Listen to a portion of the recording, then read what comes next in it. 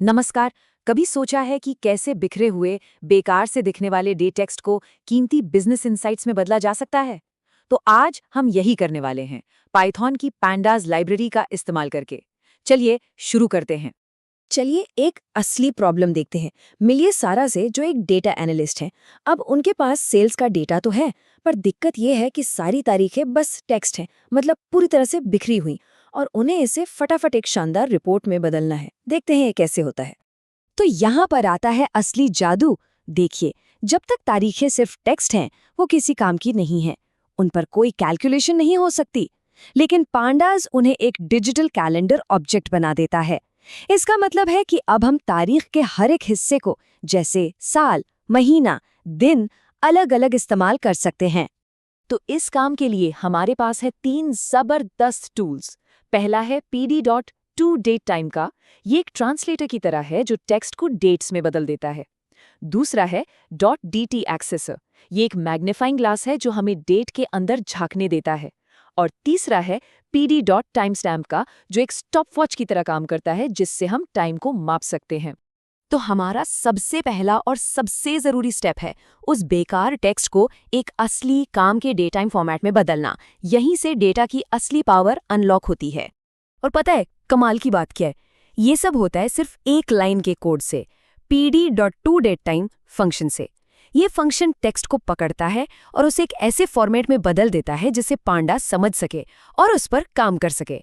बस इतना ही। और जरा नतीजा देखिए। डेटा का टाइप ऑब्जेक्ट यानी स्ट्रिंग से बदलकर डेट टाइम 64 हो गया है। ये सिर्फ एक छोटा सा बदलाव नहीं है, बल्कि इसने तो एनालिसिस और इनसाइट्स की पूरी एक नई दुनिया का दरवाजा खोल दिया है।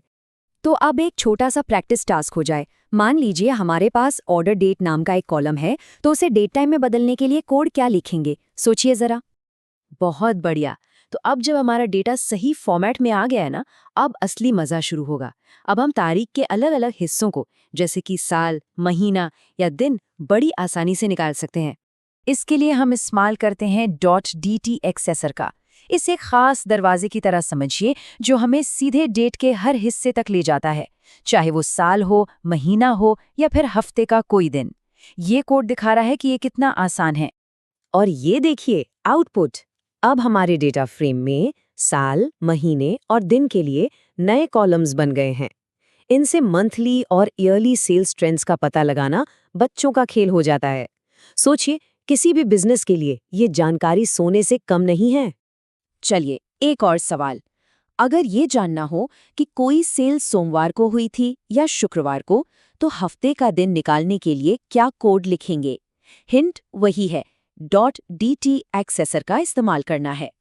ठीक है, अब आते हैं हम सबसे ज़रूरी चीज़ पर, टाइम का अंतर निकालना। ये जानना कि दो तारीखों के बीच कितना वक्त बीता, बिजनेस के लिए बहुत ही ज़रूरी जानकारी हो सकती है।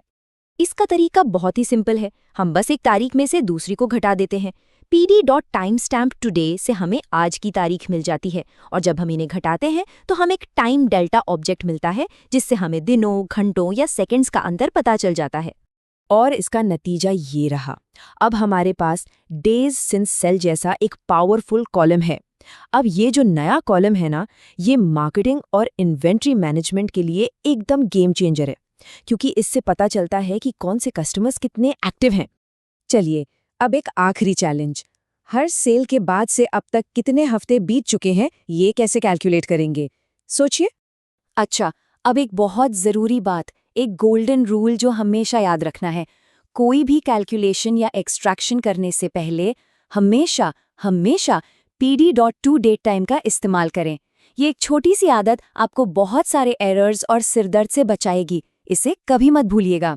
अगर ये रूल फॉलो नहीं किया तो क्या होगा? सीधा सीधा मिलेगा एट्रीब्यूट एरर, क्योंकि कंप्यूटर एक सिंपल टेक्स्ट को डेट की तरह नहीं समझता। कामयाबी के लिए पहले उस टेक्स्ट को हमारे डिजिटल कैलेंडर में बदलना ही होगा। तो चलिए एक बार फिर से देखते हैं हमने क्या किया।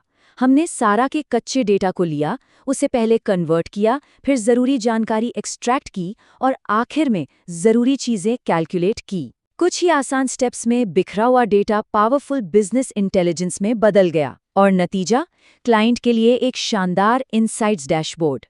और ये सब हमें एक बहुत ही इंटरेस्टिंग सवाल पर ले आता है।